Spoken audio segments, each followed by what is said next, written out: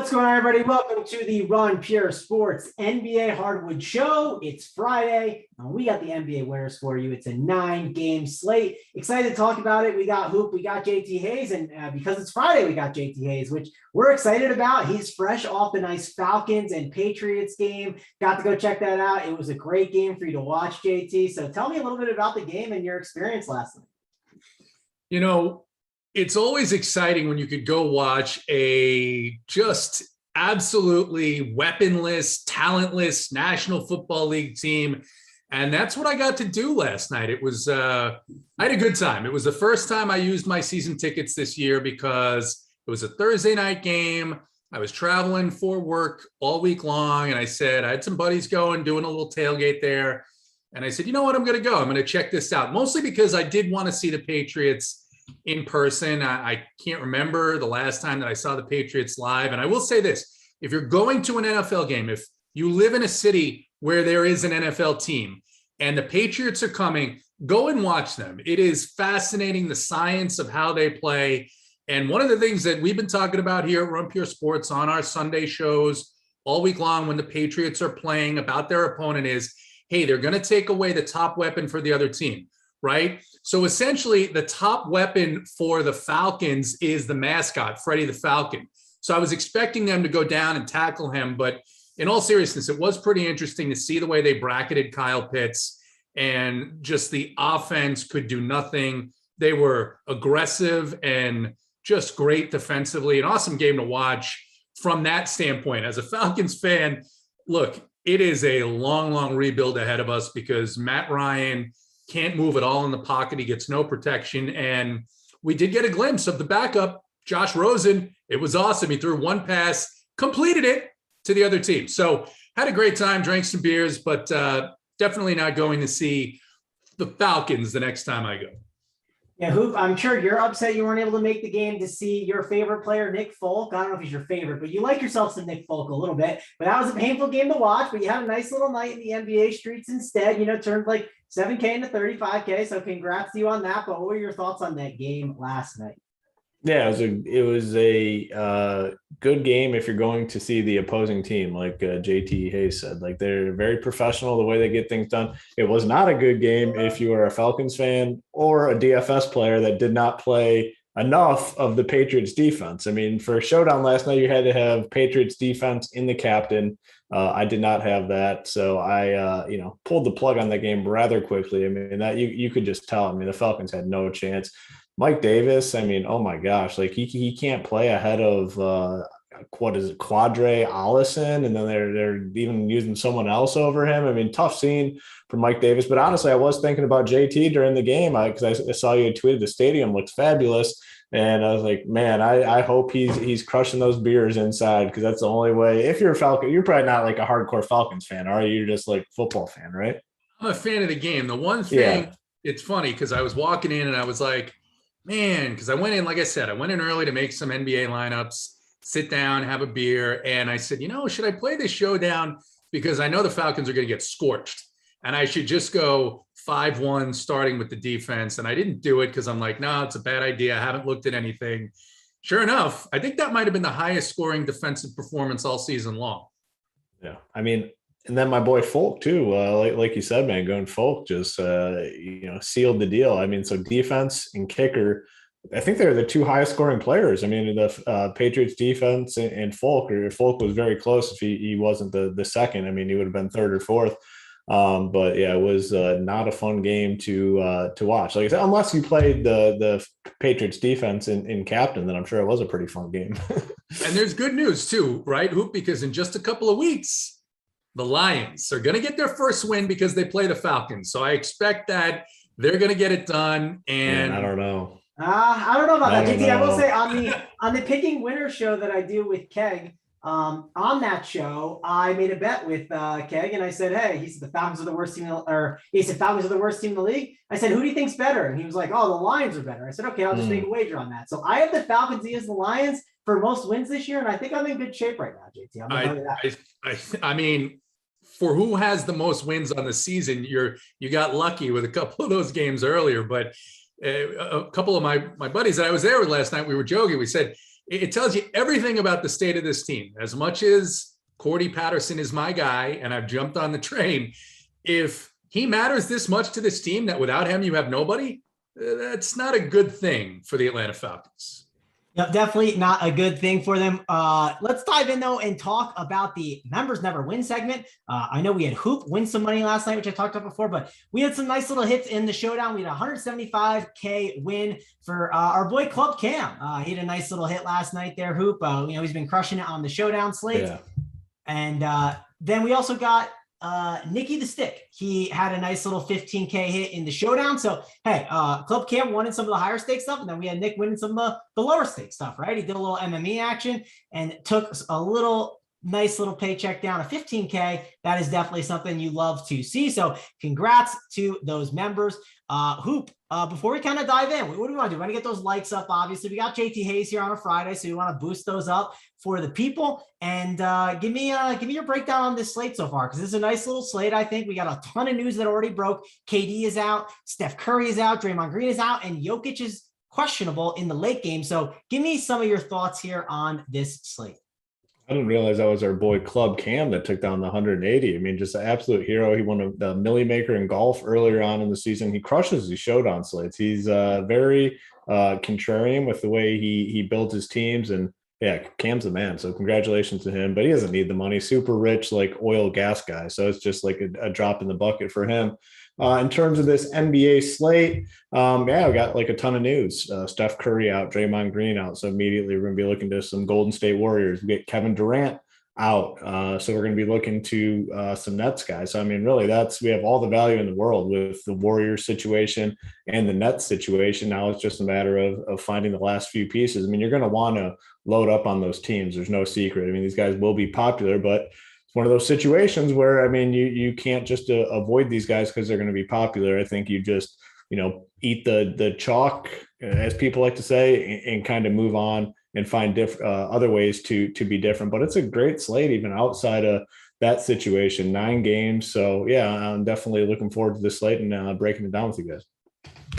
Yep, definitely. I hope we got Spencer S in the chat. He's wondering about this big announcement, which can you say something next week? I don't think you're getting it today. You got any updates you can give the people?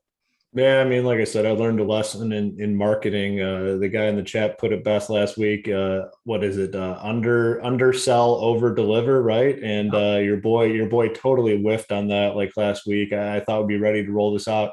It's coming very soon. And like I said, it is going to be a great opportunity for anyone that is a member at Run Pure Sports. I stand by that statement. It's something that's going to be big. It's going to be a game changer for anyone that is a member at RPS. We'll leave it at that. We're really, really looking forward to releasing it, and it should be like, probably next week at some point. But I learned a lesson last week. Undersell, over deliver, and that is my new approach this week. Last week I did the opposite, and a lot of questions, and I'm just leaving it at that for now. Yeah, JT, if there's any more questions, should we tell him to send them to Kate? Yeah, JT would be a great guy to handle the rest of this. So any more questions, go to JT.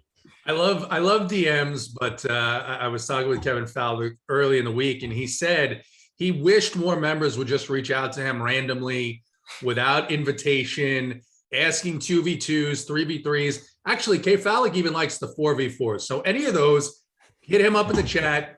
Any questions about the new partnership, hit Kevin Fallick up in the DM as well. He loves to get those, loves to interact with the subscribers. As you guys all know, he'll be up all night because he's not like Penstack.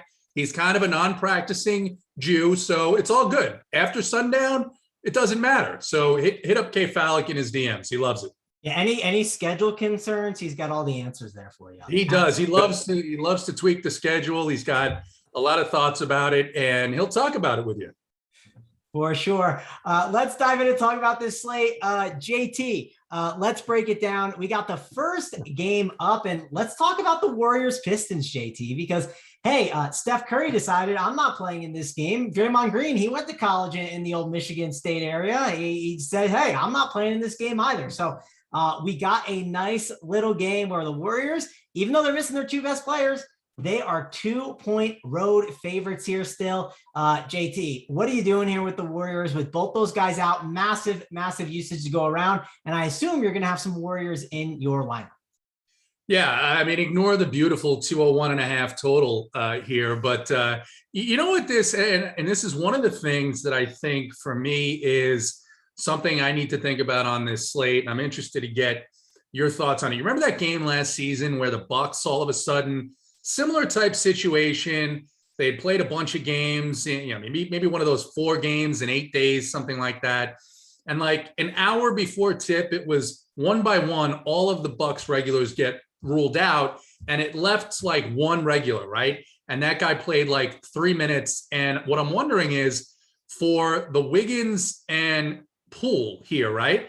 Is this a situation where you think these guys are going to see heavy run because they're the only 2 starters? Or is it a situation where Steve Kerr is just going to play the backups and give everybody pretty much a night off against one of the worst franchises, the rebuilding Pistons? I personally think they're going to ride these guys heavy. They want to win. I mean, they're number one seed in the Western Conference. I don't think this is a throwaway game for them, in my opinion. Now, I could be completely wrong, but there's a number 1 seed right now. I think they still want to win this game. And they had indicated yesterday, I mean, what was it, like a hip thing? Like he tried taking a charge on Steph. Mm-hmm. Steph tried taking a charge and fell down awkwardly. Draymond was somewhat surprising. I mean, it was, let me see, right thigh. Yeah, it's like a bullshit injury. I don't know. I think they'll still want to win this game. So that's my stance on it. No, yeah, I kind of agree. And like Jordan Poole's just not this guy where it's like, okay, he's going to take a back seat. Like Jordan Poole likes to chuck. Like the dude is going to toss him up and have a good time. I do think they're going to go out there and try. And they have actual guys on that team like Bielitsa. He is kind of playing for like a spot in the playoff rotation where he can get those minutes. I mean, he still wants to prove himself a bit. So I like these Warriors here. I think they're in really good spots. So I kind of agree with Hoop. He loves watching his Detroit Pistons a ton, but it's going to be a game where it's going to be a little tough for him. Hoop, let's slide over to you real quick and talk about the Pistons and the Warriors. What are you doing here with these guys? I think you want to get exposure to them. It's a really tough slate because we have the Nets, who we'll talk about. They're 30 minutes after that game, but there's just so much really good value on this slate. And these Warriors players are just in a really great spot. And you just can't ignore them. Yeah, it's a good situation where, I mean, if you're doing the 150, I mean, you can play, probably 7 different Warriors guys. If you're doing 150, you can play 6 or 7 Nets guys and just get exposure to everyone. But my favorites on the Warriors, number 1 is going to be Jordan Poole. I think he's a phenomenal play. We saw in the preseason what he's capable of doing when it's his show, and he has the ability to just go off. So like him, I mean, the one guy I am somewhat hesitant to play is Andrew Wiggins. I wouldn't be surprised if he put up like 18 fantasy points or like 50. So I guess maybe you can look at him in tournaments, but it just seems like a spot where he might just disappoint.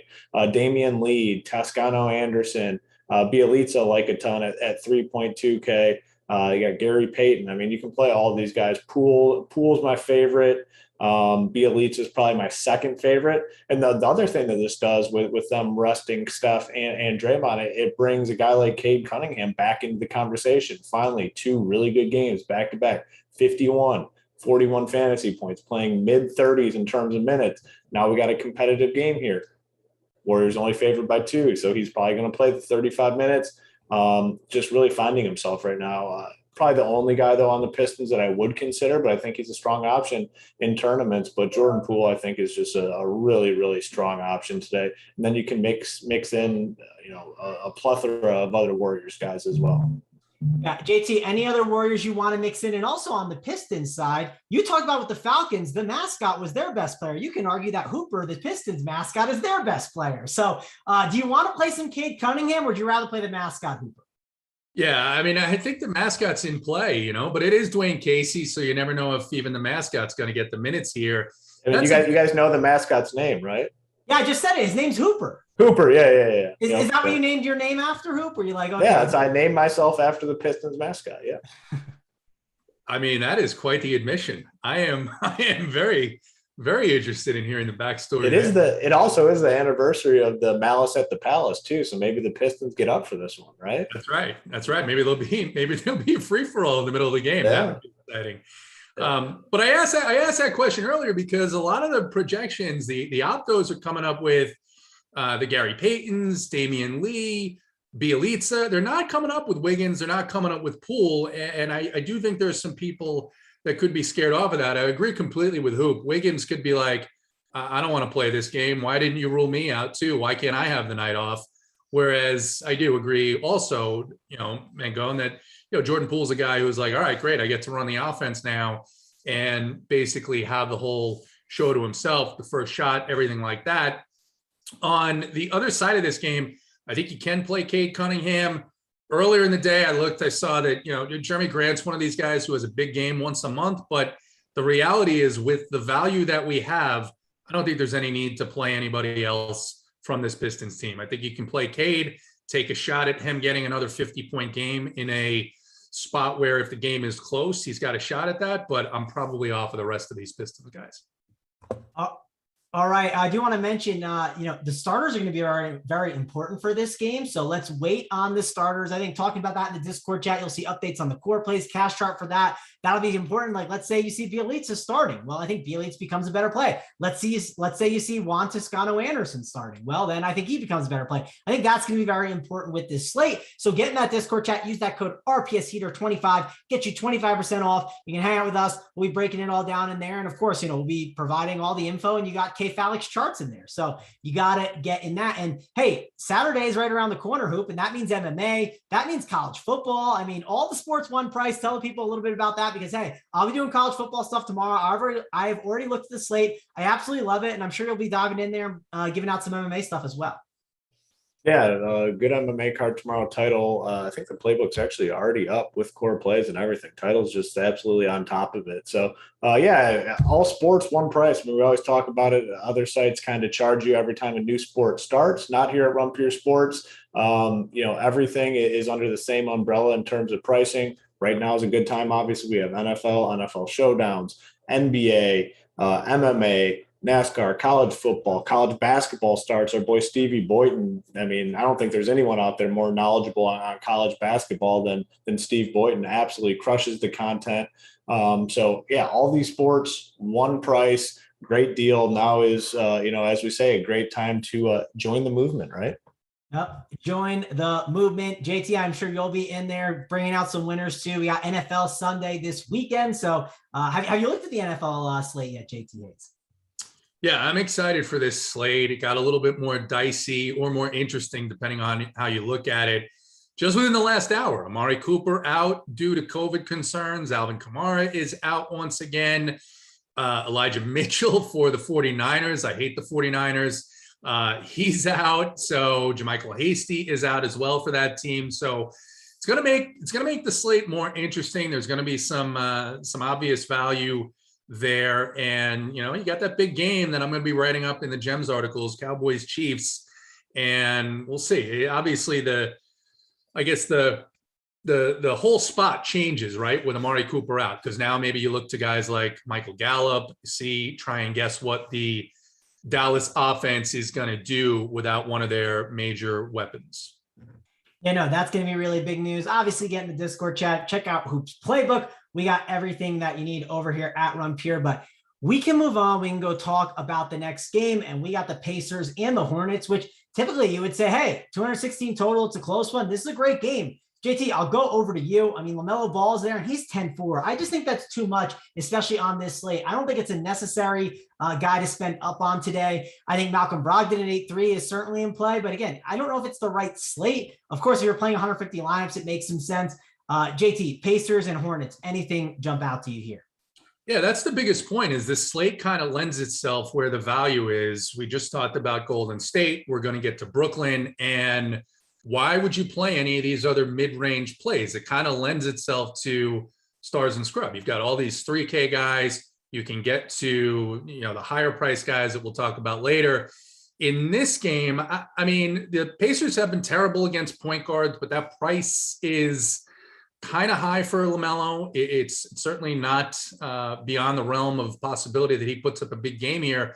But I think the sneakier plays here are sort of in the mid-range. And I don't know how many people are going to play these guys. I don't know how much I'll end up on them, but I do like Sabonis here, underpriced at 8-9 in this matchup.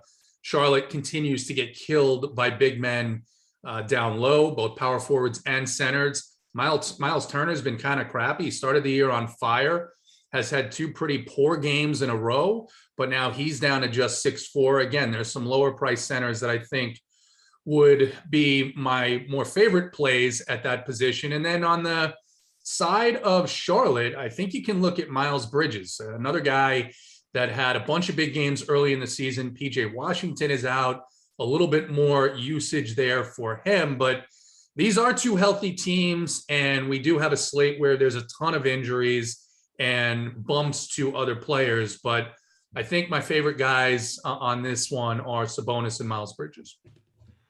All right, let's go over to you, Hoop. 216 total. Again, like I said, I think it's typically a game that you and I would have some more interest in, especially in our cash games, but I don't just see it as much on this slate. Tournaments, like if you're 150 maxing, I could see maybe taking some stabs at guys here and there. Like I said, I think LaMelo is a bit too expensive to take that stab. I think Sabonis is cheap and you can attack the Hornets in the front court. You could make a case for Miles Turner, but it is a slate where, hey, if you use your center option, like if you put Miles Turner at that spot on DraftKings, well, now you only have one more spot to use it at the utility spot, which kind of makes it difficult. So Hoop, break this game down for me, Hornets and Pacers. Yeah, it's a tough one for me. I really won't have much exposure to anything here. The only guy I would consider would be Sabonis, but the problem is you start looking at some of the best plays on this slate, and they happen to be at like the forward and center position. So it's really hard to go to Sabonis. I mean, we got, multiple forwards in the Warriors game that are in play, and then you come to the Nets, we're going to have more of those guys in play too. So, I'm not in love with anything, like I said, outside of Sabonis. I think he's fine to mix in there, but even so, I don't like absolutely love him as like a core player or anything, just a fine guy to get exposure to, I guess. But nothing else on the Hornets side for me here.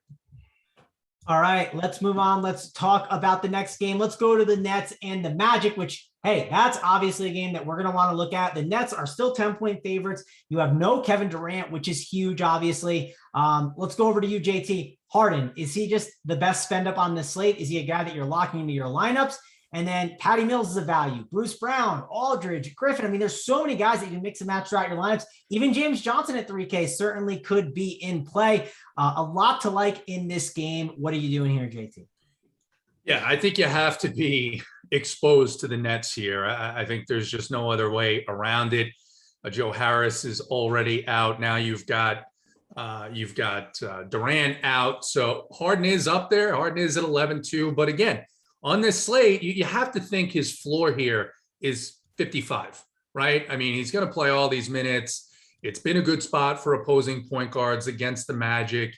He's going to get all the usage here. And then you've got all of these 3 and 4K guys. And with Claxton out, now with Durant out, with Paul Millsap going to miss time, you've seen where Griffin and Lamarcus Aldridge have been splitting time at the center position, and Aldridge has kind of quietly been crushing it in like 22 minutes. Last time these two teams played in 22 minutes, I think he had something like 35 fantasy points. Have to imagine he's going to get more than that here. He's just 4.9K on DraftKings, and I just don't see any way around playing a bunch of these guys. Bruce Brown is in play. Patty Mills is in play. Optos are putting out, I saw some lineups when I was running Optos with 6 nets. That's the kind of spot here. The Magic are giving up the 3rd most fantasy points to opposing teams. And so it's just a really, really good spot for some of these guys that are underpriced. And then, like you mentioned, for James Harden. And then we look to the other side, and I think Cole Anthony's too high. There's another couple of point guards in that price range that I like, but the one guy that kind of does stand out to me on the Magic, who I think is too cheap, getting plenty of minutes, is Franz Wagner. He is 4.3K, but again, as Hoop says, you got all these other 4K and below forwards that are going to be getting minute boosts and usage boosts. It's just hard to get anywhere else. Yeah, it's definitely tough to get to some of these magic options, but man, these Nets, they're definitely guys you cannot ignore here. Definitely going to be loading up on them. This game does start 30 minutes after the Warriors game, so there is a chance you don't get that starting lineup right away, and that could obviously cause some frustration or some scrambling and change some stuff up. Hoop, I'll go over to you. Lots of value to like on the Nets. Who are the guys that are sticking out? Yeah, I mean, just a phenomenal spot without Kevin Durant and a team that's still favored to win, score a bunch of points. Yes, James Harden is a phenomenal play, but he's not going to be able to do it all. He's going to need some help. So you got guys like Patty Mills, who has been playing very well, and a guy especially for like DraftKings, he just fits DraftKings scoring really well. When he scores, he's usually knocking down threes, so you're getting that half-point bonus. I believe last game, what did he score? He scored 21 actual points, 6 threes. So 18 of his 21 points came from 3-point range, which gets you that half-point bonus. So I think he's a really strong play. Bruce Brown, really, really good play. I mean, 4.2K. We finally started seeing his minutes come up, 28, 27, 28. With Durant in his last 2 games, you got 31 fantasy points and 32 fantasy points. No Durant tonight. I think he's just like a really, really strong play.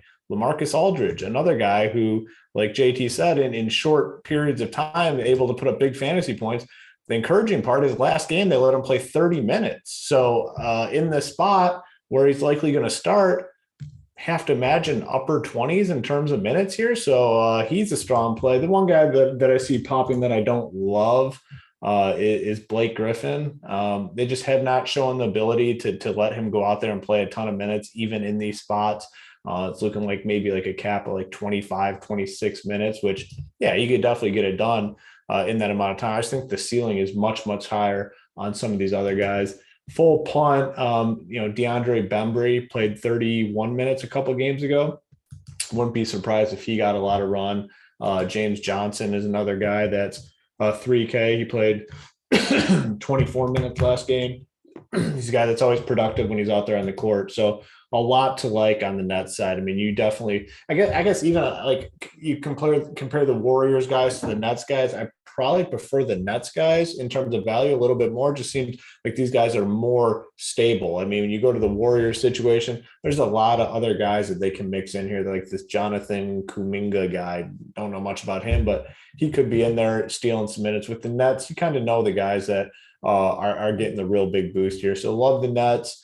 On the Magic side, Cole Anthony continues to crush. I haven't been playing him. I'm not going to play him at his peak price tag. There's no one else really that stands out to me. Maybe Wagner a little bit at 4.3K, but nothing that's super exciting. I mean, these other value plays are just so much better. Like if you're considering value plays like outside of this Warriors Nets game, I think it's a little bit risky. Yep, I'm with you. It's definitely one of those slates. You really just got to be loading up on these guys, get exposure to them. Probably the most important thing to talk about here. JT, any final thoughts here on the Nets or anything else that Hoop mentioned you want to kind of discuss, or you want to move on to the next one?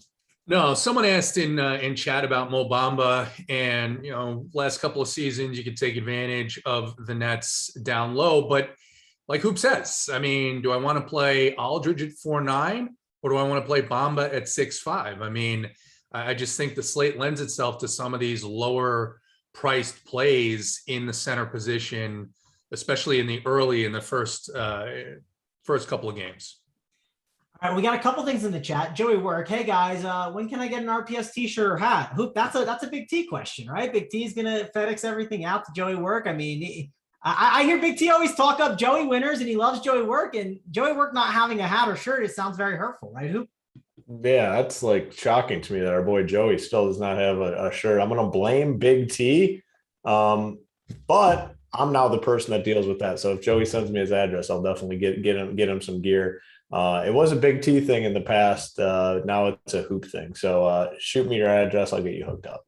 Was there a realignment of responsibilities because the people, this will be, yeah, people did not like the time frame with Big T. Those trips to FedEx, the ongoing joke on the show, like Big T's leaving and going straight to FedEx.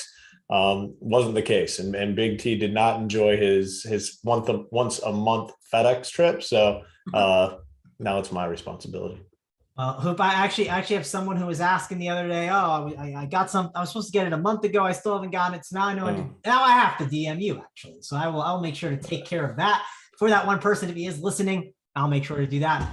I do want to talk about one more thing in the chat. We got someone saying here, where was it? It was a good comment, one of those trolls in there. Hey, Has anyone actually won money on this channel? To what people say? I mean, if you want to make a comment, that's fine, but our members do well. So if you want to get in and you want to find out, use the code RPS here 25, get you 25% off. And also feel free to hit that like. I'm sure, Sambino, you are one of the 3 dislikes there, but let's get the likes up. We're at 146, 450 about watching. So let's get those up. Or just rewind to the beginning of the show and we were talking about our boy Cam winning 182 grand last night. Right? Yeah, well, he just said, yeah, man, I'm not trolling or anything. Yeah. So he's probably just wondering. It could possibly be he's wondering, like you said. So, hey, this is what we can say to you, Sambino. At the start, we had a nice little segment for the members never win. You can rewind and go do that.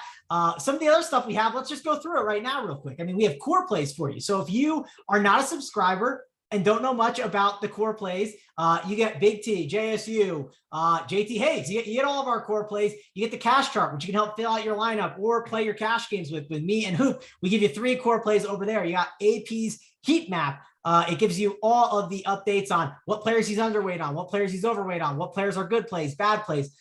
Tons of awesome stuff. JT, have I missed anything? Is there anything else I should talk about over here at Run Pure Sports? We replayed the winners too. Our producer got the winners back on the screen from last night. Yeah. So something that you love to see.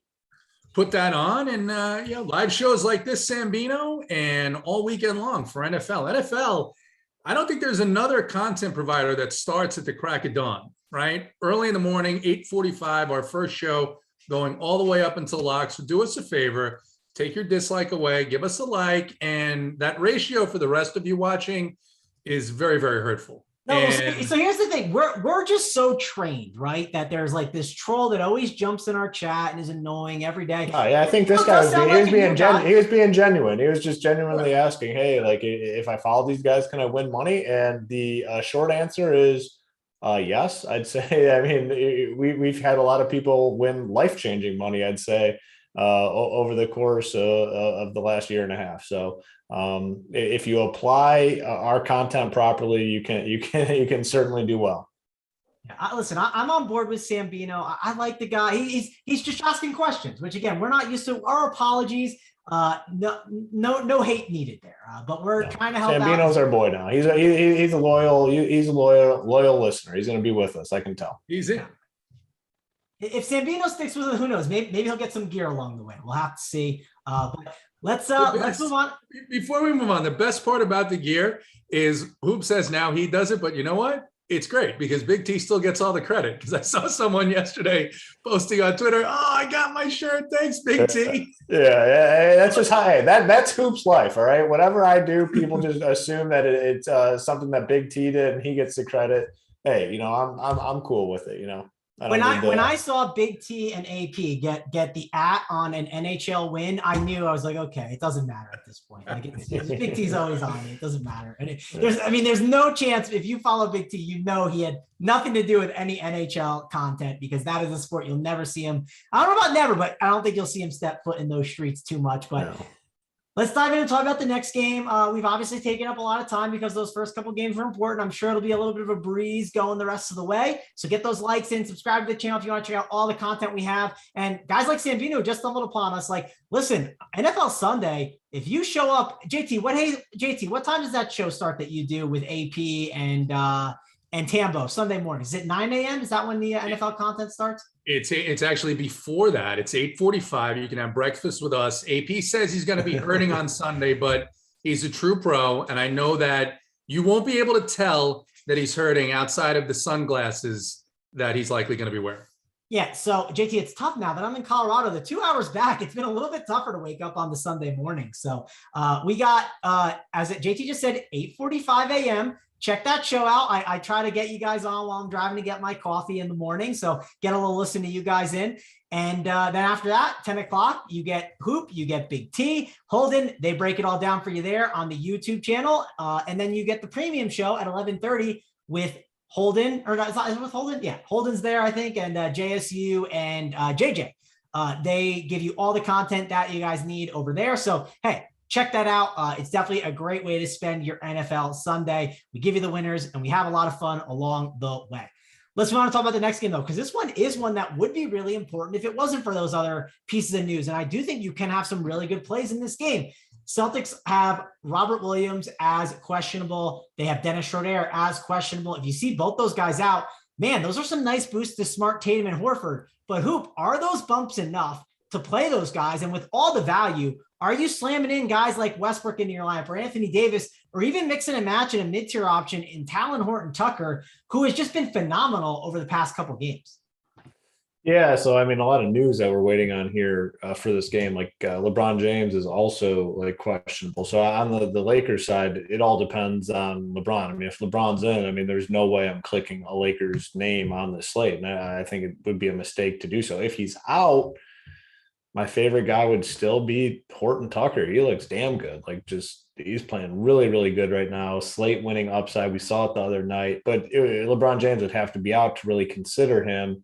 This 7:30 Eastern game, so we should get the news. But long story short, if LeBron's in, you're just not playing any Lakers. If he's out, probably still only Horton-Tucker, just because I think James Harden is the clear guy to spend up on for the slate. And then on the Celtics side, big news here too. Robert Williams, Schroeder, both officially listed as questionable.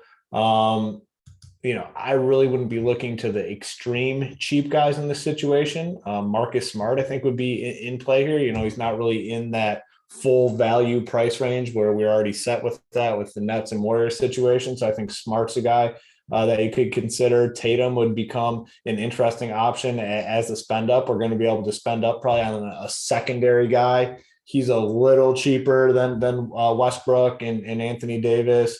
And then Al Horford, didn't really have the big game that we thought he was going to have last time out, but didn't kill you. And I think he can crush in these spots when Robert Williams sits. Again, if Schroeder and Williams are in, I'm not going to be playing any Celtics tonight. So this situation is fully dependent on the news. Either we're going to take a look at some of these guys. If LeBron's in, Robert Williams, Schroeder, all in, like, this game is, no thank you for me. Yep, I'm with you. And now we got a conversation about coffee going on. Like, JT Hayes, do you make your own coffee or do you go out and get yours? What's the way you do it? And also, someone said I sound like a Starbucks guy. And listen, I would not step foot in a Starbucks. Dunkin' over Starbucks all day. JT, what about you? Yeah, I don't drink coffee at all. So not a Starbucks or any kind of Bucks guy. Hoop, Hoop's not a coffee. Are you a coffee guy, Hoop? I feel like you are. I drink like 1 cup in the morning and that's it. Like, I'm not like a hardcore coffee. To me, it all tastes the same. That's like, I don't get it. Like, people say, oh, Starbucks coffee's gross. This coffee's great. Like, to me, like, it all tastes the same. It's not great. You just drink it to help get through the day, I guess. But I'm 1 cup in the morning and then that's it usually. Yeah, I do it for the sugar. I can't drink black coffee. I'm not like a coffee snob, but like by any means. Like, I don't care. Like, I just drink it because I get tired and it kind of wakes you up. I don't even know if it really does though. All right. Well, let's JT, do we get to you about the Celtics? I'm lost now where we're at. Did you talk about this? I have actually the same exact opinion as Hoop. So nothing to add. All right. Yeah. I mean, again, it's not a bad game, but it's something I'll probably mix throughout my lineup. So I'll probably be overweight on Tatum in tournaments because I do think he's a good spend up option on this slate. We know the Lakers, they struggle defensively with Westbrook and AD there, but they do have LeBron back. So obviously that's, could cause some issues, but I don't want to mess with this game too much. I think it's good to move on, maybe get some Celtics and that's it. Let's talk about the Clippers. Let's talk about the Pelicans. We got Paul George as a pretty good spend up option on this slate. It is off a back-to-back. Hoop, I'll go over to you first. Clippers and Pelicans are two teams we've been playing a lot this year. Are we playing much of them tonight? Yeah, I think there's a couple options here that we can consider. And we're waiting on a little bit of news here as well. Batum, I believe, I'm just looking to see. He's questionable. Justice Winslow out. So I mean, not anything that's slate changing, but I like Paul George. If I can get a second spend in there, I think he's better than those Lakers guys at 10-3. It's just been very steady all season long. It's a good matchup here against the Pelicans. Everyone else is kind of priced appropriately. Zubac as the last guy in. I mean, just he's like 5K on DK. Do I think he ends up right around 25 fantasy points? Yeah, I think he does. Does he have like 40-point upside? Yeah, he does. But more times than not, he's going to be around 25. So maybe like a last cash guy type play. I don't know at 5-1. But Paul George at 10-3, I do have interest in. And then on the Pelican side, Brandon Ingram is back and, back to getting full allotment of minutes coming off a 37.5-minute game last time out against the Heat. Heat, one of the toughest matchups in the NBA. He had a disappointing game, 30 fantasy points. But if he's going to play upper 30s in terms of minutes, which I think he does in a close game, I have a ton of interest in him at 8.2K on DraftKings. I think he's a good play. But it's really about it. So Paul George, Brandon Ingram, and maybe some Zubac for me in this one. All right, Pelicans and the Clippers, JT. I do think that there are some guys here, right? Like Reggie Jackson, Eric Bledsoe. They could obviously have some ceiling games and do well. And on the Pelicans side, hey, Jonas Valanciunas could have a massive game, even though Brandon Ingram is back. That has kind of hurt his production. So that's one thing to be concerned about.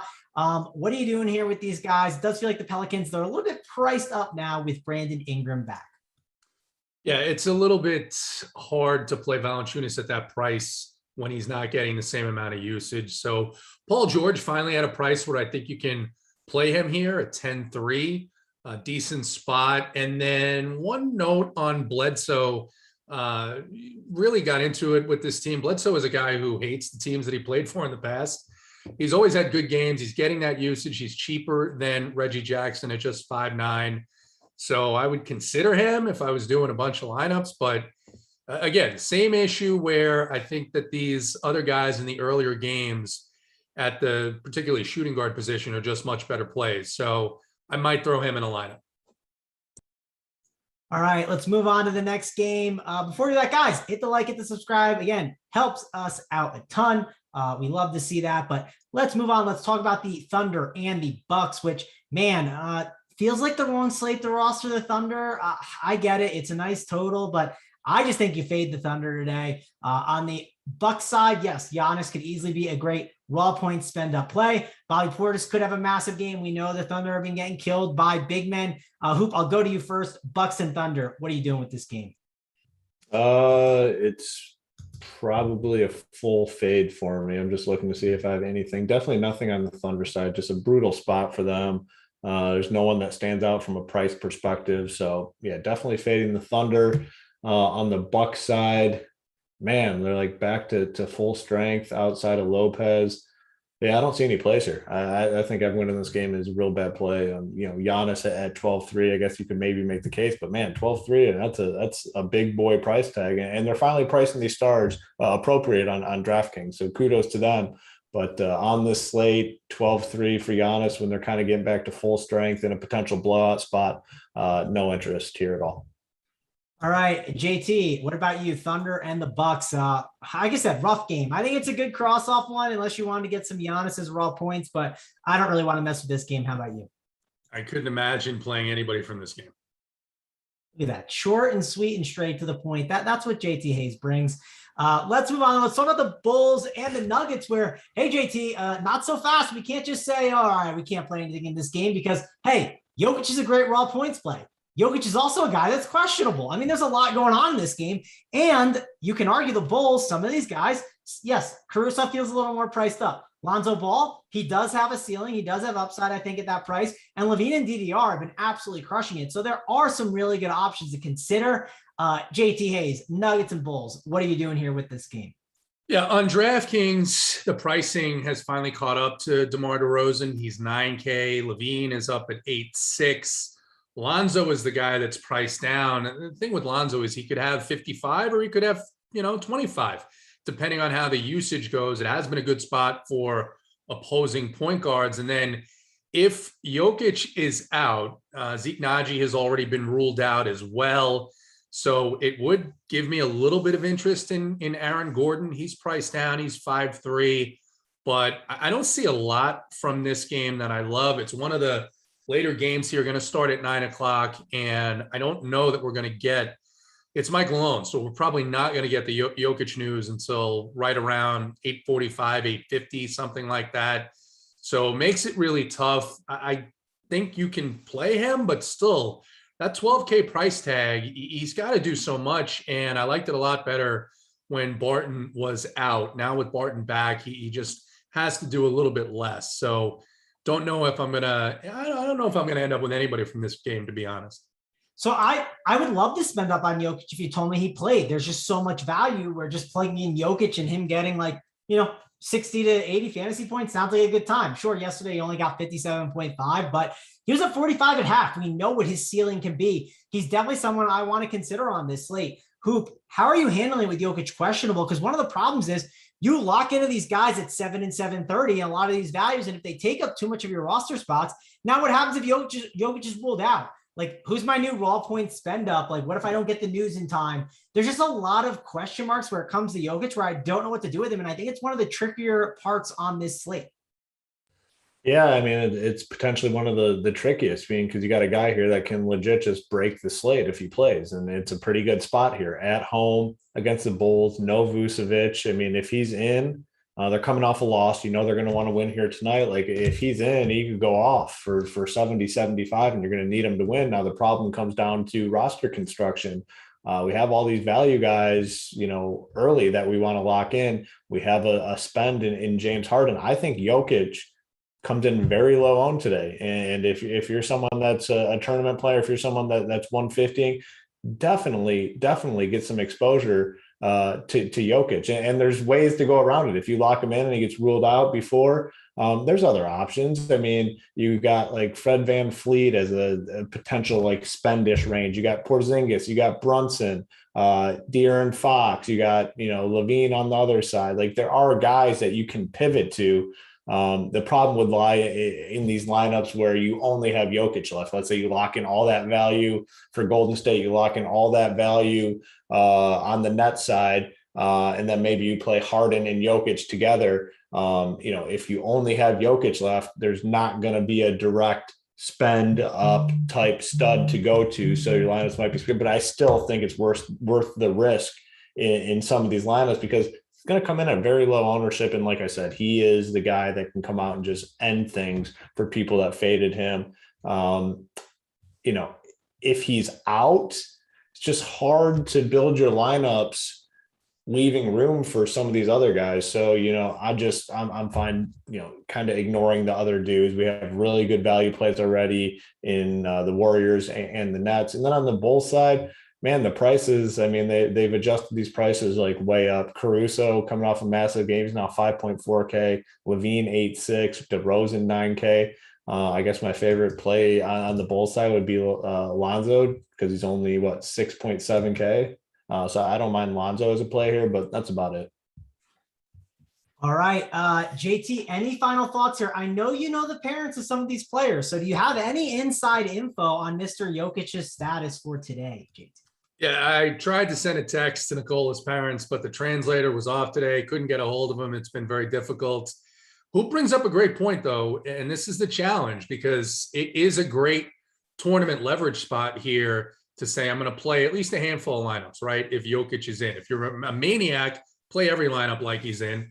But you don't have a direct pivot. You've got guys in the 7 and 8K range that I think are pretty good plays later on. And if you're only saving one spot, then you're just going to be left, 5,000 short, which may be fine depending on how the slate plays out if all your other plays smash. But it is definitely a good tournament leverage spot. And then these other plays in the earlier games that are certainties, I'm going to take those over worrying about, did I get, JaMychal Green or Jeff Green in my lineups if Jokic is out? Because those are the guys that you would want. All right, JT, one more thing I got to ask. Yeah, this kind of just stumbled upon me. Because you're friends with the parents, right? Lonzo and LaMelo, right? Do you know their dad? Do you have some big baller brand gear stored away somewhere for us? I'll send you a pair of the shoes. Just send me your size and I'll make sure we hook you up. Sounds good. There's a lot of extra inventory of the big baller brand shoes. Shoot you a DM and I get some big baller brand gear. I love to see it. Copy K Falik. He's the invoice manager. All right, I'll copy you both in a DM and, ask away. Hoop, we'll go over to you. We got to talk about the Raptors and the Kings. Typically, this would be a game I would like. I mean, there are some good options here. I don't want to ignore it completely. How are you handling this game, Hoop, on this slate? Yeah, tough. I mean, on the King side, I was having some interest in De'Aaron Fox with Halliburton out, but Halliburton's back in there. And I just, when Halliburton's in, I'm just not all that interested in Fox. Just a lot of middling performances for De'Aaron Fox. We're not seeing like the 50 fantasy point games with the consistency we were last season. Metu, they got his price tag up there at 4.5K now. They bumped him after just a decent performance, like 18 fantasy points, and they jacked him up $700-800. So not much interest on the Kings side. And really the Kings are kind of turning into one of those teams where we need like a crazy standout price tag or some sort of injury, because they just have so many guys. On the Raptor side, I think Fred VanVleet is a really good play tonight. I mean, you know what you're getting with VanVleet. He's going to, in close games, he's going to approach 40 minutes of playing time, and he typically gets to at least 40 fantasy points. Just one of the safer DFS options. And he's only 8.1K on DK. I think he's a totally fine option there. Is Precious out, or what's the official status of him? He's questionable. Questionable, yeah. So that's kind of annoying. Yeah. So like if he were out, Kem Birch is a 3K play that you can go to. Not as appealing as last night. Like last night, Birch was a great play. Tonight we have 9 games. We didn't have that value last night that we have tonight. So don't like him as much, but I think he's a guy that you can definitely mix in if Precious is out. But my clear favorite play in this game is Fred VanVleet at 8.1K.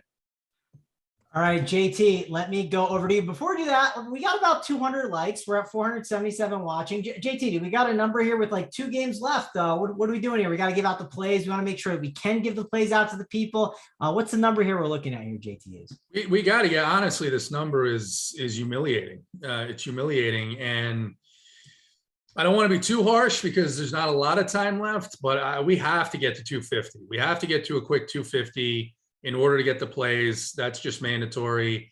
I don't think we should go lower, Hoop. I mean, I need you to back me on this because Mangone is a little soft today. But 250. And then Derek Ringering in the chat says on DK, you can play Jokic, DFS, and then swap to FVV Porzingis. Here's the problem. I don't know why you would play DFS on this slate. You're not playing Dorian Finney-Smith over any of those cheap nets. So I don't want to take up a spot for him, like preparing, okay, I can pivot when I'm taking so many fewer points by doing so off the bat in your original lineup. So on a different slate, that you could absolutely try that. So that's just what's very difficult about this slate, because if you are playing Jokic, you're probably going stars and scrubs, but the best scrubs are from that early on standpoint. So the optimal Jokic lineups are going to have all the value early on and then probably leave you with just Jokic late. So that's what makes it so difficult. Now, if you have a lineup that has like Jokic and Jalen Brunson, that's a good example. Jokic and Jalen Brunson, let's say Jokic is out, you can go to 2 8K guys. You can go to VanVleet and maybe roll the dice on someone like Chris Paul or something like that. So if you're hand building and you're going to play Jokic, I'd make sure to have those sort of swaps available. Don't play Jokic with the later value just to play those value guys. Like DFS is just like not even close to as good a play as we're going to get in those Warriors and Nets games. JT, now I hope our boy Sambino's here, because Sambino, if you're here and watching, this is what we're talking about. We set the trap. We talked about the likes, and Willie Hoops comes into the chat. Oh, get out of here. Just stop begging for likes. Your content's not that insightful. Like, okay, Willie. Go somewhere else. Leave. Like, you don't need to be here. Move on. Like, this isn't your spot, buddy. Like, you go find something else. Go find the guys jerking off to projections and all these statistics. That's a better spot for you. Not here. Bye-bye. What do we say all the time when this happens? Here's what we say all the time. Me, Hoop, Mangone. We got our guys Gary, AP, Joey Work have been in the chat. We're having a good time. It's Friday. It's almost happy hour. As soon as this is over, I'm going to go grab a beer. I'm with friends. I've got family. I got big dinner plans later tonight. Going to watch some basketball. And what are you doing? You're sitting making fun of strangers on the fucking internet. Get a life, Willie. My goodness. Get a goddamn life. Yeah. And Couldn't now have let's said it talk better. a little bit more about this Toronto-Sacramento game. I think my favorite play here, agree completely with Hoop, is Fred VanVleet. I do think because you have now Precious questionable, not interested in Birch, not really interested in Precious, but I do think Pascal Siakam is a bit interesting against the Kings, who give up the most points to big men. He is an athletic big man, and I think he is interesting as a contrarian spend-up play in that 8K range. All right, we're just in the chat having a good time with old Willie. Yeah, what's going on? Like, go sell. Just get a life, Willie. Listen, Yeah. I just moved to a new area and made some friends, right? It's not too hard. Just go out there, find some people, have a good time. Don't sit in a YouTube chat all day like a loser. He's typing hatefulness. Meanwhile, the chat bumped us all the way up to 240. So doing what they always do, which is coming through. Yeah, we love the chat. We love the people. We love the guys that are riding with us. And if you ride with us again, RPS Heater 25 gives you 25% off. Hit the like and subscribe, pound Willie into the ground. But let's move on. Let's talk about the next game. We don't want to talk about Luke Walton. We don't want to talk about Willie. Let's talk about the Mavs. Let's talk about the Suns. This is definitely a decent game to look at because Luka is out. Jalen Brunson's a good play. Tim Hardaway Jr. is in play. As JT Hayes said, no DFS, no Dorian Finney-Smith for him. Porzingis, obviously a good option that you want to look at. We saw this game played the other day, so we got a little bit of a sample of it as well. Even though, you need like a 10,000 game sample, we got something here. We got one game for you that just happened recently with the same exact scenario.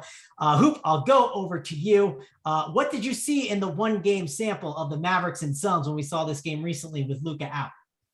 Yeah, I mean, there's a lot of good options here. I mean, you look at the situation on the Mavericks side, no Luka, and the guys that we thought were going to go off went off. Jalen Brunson, a phenomenal game. Started out slow, just grinds out to these solid performances. Ends up with like 18, 9-9, 42 fantasy points. This guy is good. Like, he's a really good basketball player. People are going to look at it and say, oh, 6-7 for Brunson. I remember I was paying like 4.3K for Brunson.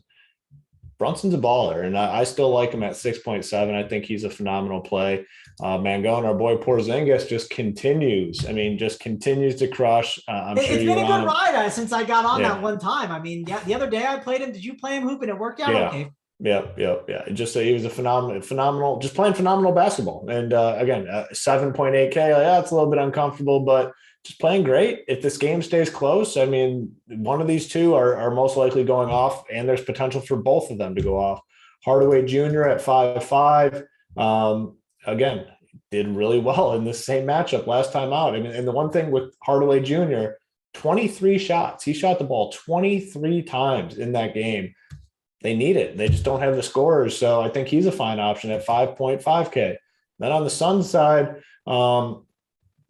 not as interested in the Suns. The one guy, though, Ayton on DK is 6.7K, back-to-back solid games. After saying the coach said they played him too many minutes, they played 33 minutes that first game back from injury, followed that up with 36 minutes. Said he played too many minutes in that first game and increased him 3. So he's back to full minutes clearly here. You're looking at mid-30s, and he can just crush this matchup. I think he's a great play at 6.7. So I think he got 4 really, really good plays, and I'm not looking too much more outside of those 4 guys, but I think they're all very, very strong options tonight. Yeah, I agree on those guys. And Hoop, thanks for bringing that really insightful and useful info. With Tim Hardaway Jr. shot 23 shots, and it was under 50%. That was helpful. Now I understand that, hey, this is a good play. This is something I'm going to look to play in this game. I think Tim Hardaway Jr. is a good option, and some more useful, insightful info. I'll pass it along here. You can play Porzingis today. You know why, Hoop? On any other slate, Porzingis would be a stone lock, right? He'd be one of the best plays in the slate. He is going to go more under owned because of the way the slate is constructed and the way a lot of the salaries are constructed on DraftKings right now.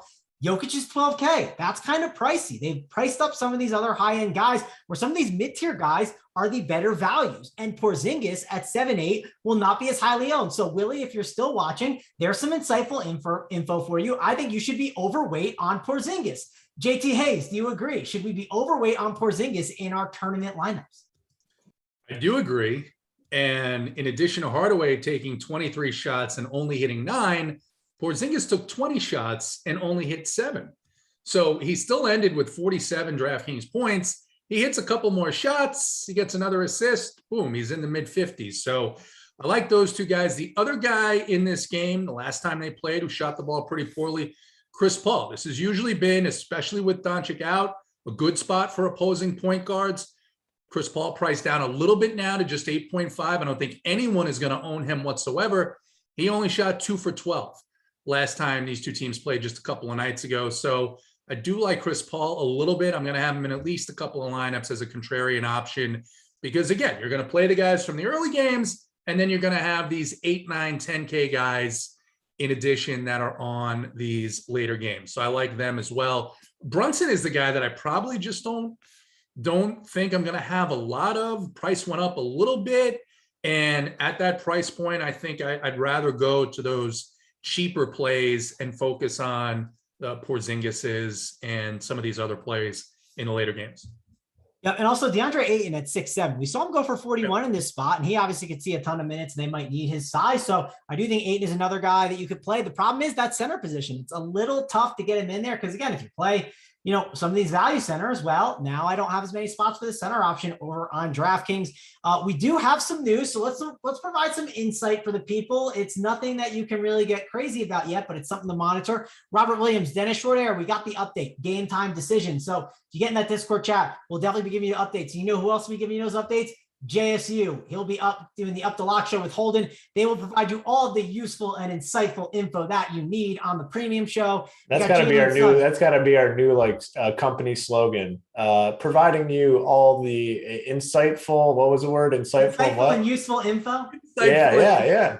That's got to be like the little thing, if you go to the website and there's like the little description next to it, that's got to be ours. Yeah, useful and useful daily fantasy sports information. Yeah. We might have to change that on the Twitter headline, right? We got to get that changed before our boy Willie copyrights that. Yeah, home of insight. we can get some t-shirts too, as well as our producer saying in the background with on. It sounds good to me. Useful, insightful. Yeah, I mean, we got it all. Chris Duarte, he is going to play. So is Nick Batum. So I think those are most of the updates. Again, nothing groundbreaking, but it's something to monitor. It's good to know that we got the Celtics update. We might have to wait a little bit longer for that though, where that can shake up some of your lineups and change some stuff up. I don't got too much else here to talk about. Any final thoughts? Got to do the plays of the day. Obviously, those are next. Hoop, we'll go over to you. We obviously got to start with you because it's the rich parents play of the day. We got to talk about it. Willie needs the play of the day. That's why we pounded up those likes for the people. So who is the rich parents play of the day? I was going to go a little bit risky, but I don't think it's a slate where you want to go super risky today. I think you just play the best plays, and I wanted to make sure. Let's say this. Let's put a little disclaimer here. This is a good slate to eat some chalk. You can be smart about how you eat the chalk. You also can build your lineups out by fading some high-owned guys to make and then play other good chalk plays with it. So I'm okay to give up some chalk plays, but I just don't want to give out like the chalkiest or the second most, right? Be a little smart about it. Yeah, I didn't want to go too crazy because I want to make sure that we have something that's useful. And while it's useful, it's also insightful. So, I mean, I don't want to provide something that doesn't fit those two criteria. So I'm going to my Nets team, and I'm going Bruce Brown. Really like Bruce Brown tonight. Been playing steady minutes. Production has been solid. Now, no Kevin Durant. I think he could play like 35 minutes tonight in the spot. It's been very aggressive. So Bruce Brown is going to be the rich parents' useful / insightful play of the day. Yeah, Hoop, I was going to say, I was going to give you that make my play, the useful and insightful play of the day for you, which I think there's a lot of useful and insight with this one. I kind of mentioned it before. Christop Torzingis. Now, if you look at the top end guys, anyone above 10K, there are some flaws in a lot of these guys. Now, the one that's the best is Harden. He's a great play. But I think if you build your lineups out with value plays and some like 8K, 7K, 6K range guys, maybe 4 of those and 4 values, you can make a great lineup. I think it's a great way to build out your teams right now in DFS. So Kristaps Porzingis at 7.8K, He will be my very useful and insightful play of the day. JT Hayes, we got to hop on the plane. We got to hit Air France, and we got to check out the Eiffel Tower play of the day. Who do you got here? Yeah, I need usefulness and I need insight. And we all need that when we go and we visit the beautiful country of France. Eiffel Tower play of the day brought to you by Air France. France is in the air and it's useful and insightful. And I laugh every time people think that these Kings are going to get any better as long as Luke Walton is their head coach. I laugh even more when people say, well, they've actually been playing good defense. Well, I don't know what metrics. Maybe you're using the metric system to look at the numbers, because they absolutely have not been. And the guy who is in for a regular price starter, the best spot of the slate, is going to be the Eiffel Tower play of the day. That is steady Freddie VanVleet. Love it. All right, steady Freddie VanVleet it is. We also got the Warriors lineup. It is Peyton. He is starting. So that's kind of big, I feel like. I didn't know if they'd go Poole at the point guard, but we got Peyton at the point guard. We got Poole. We got Wiggins, Toscano Anderson, and we got Looney. That is the starting lineup. If you need any more news, we got JSU coming up, leading you up to lock on the final countdown show. We got all this stuff you need in the Discord chat. Again, use that code RPS Heater 25% off. Let's beg for the likes one more time, JT. Like, subscribe to the channel. Any final thoughts, JT Hayes? No, I just hope if we've been insightful, if we've been useful in your lives for reasons of DFS or any other reason, send a thank you note to K Phallic. You can find him on Twitter at K Phallic, or just send him a DM. Once again, he loves those DMs. And like I said, he's around all night. All right, that'll wrap it up for us, guys. Thanks a lot for joining us. For me, Mangun Hoop, and JT Hayes, we will see you guys later.